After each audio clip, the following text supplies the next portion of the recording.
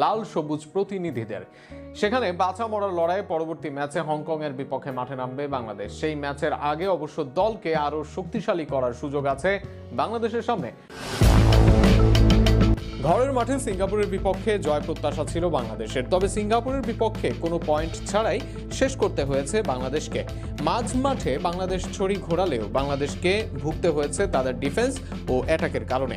বিশেষ করে নাম্বার 9 ও ফুলব্যাকে ভুগেছে বাংলাদেশ। গোলরক্ষক মিতুল মার্মাও ছিলেন না নিজের সেরা ছন্দে। সেই সব ভুলে এবার ঘুরে দাঁড়ানোর আশা বাংলাদেশের। তবে এবার আরও এক কঠিন প্রতিপক্ষের বিপক্ষে নামবে হ্যাভিয়ার কাবরেরার দল। র্যাঙ্কিংয়ে 153তে থাকা হংকংয়ের বিপক্ষে মাঠে নামবে বাংলাদেশ দল। সর্বশেষ 5 প্রতিযোগিতামূলক ম্যাচে যাদের নেই কোনো হার। এই ম্যাচের আগে নিজেদের সমস্যা নিয়ে কাজ করতে চাইবে টিম বাংলাদেশ। এর মাঝে নাম্বার 9-এর জন্য জায়ান হাকিমের সঙ্গে যোগাযোগ করা হচ্ছে। জলঘোলা করে সিঙ্গাপুরের বিপক্ষে ম্যাচে ছিলেন না কিউবা মিচেল। সান্ডারল্যান্ডের যুব দলের এই অ্যাটাকিং মিডফিল্ডার আসতে পারেন পরবর্তী ম্যাচে। সেক্ষেত্রে মাঝ মাঠে আরও শক্তি বাড়বে বাংলাদেশ দলের। এর বাইরে আলোচনায় আছে জিকোর ফেরা নিয়েও। ফুলব্যাকে বিশ্বনাথ ফিরবেন ইনজুরি থেকে। সব মিলিয়ে ভুল ত্রুটি সূত্রে আবারও ঘুরে দাঁড়ানোর পালা বাংলাদেশের।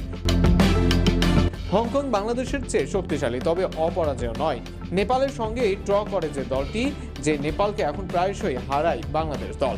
এছাড়া ভারতের সঙ্গে হোম ম্যাচে জয় পেতে তাদের লড়াই করতে হয় শেষ পর্যন্ত।